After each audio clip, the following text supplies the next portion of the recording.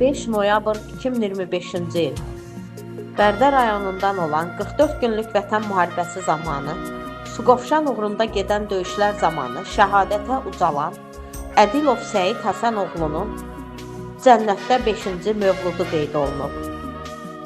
Mövludun mübarək olsun şəhidim. Allah cəm şəhidlərimizə rəhmət eləsin.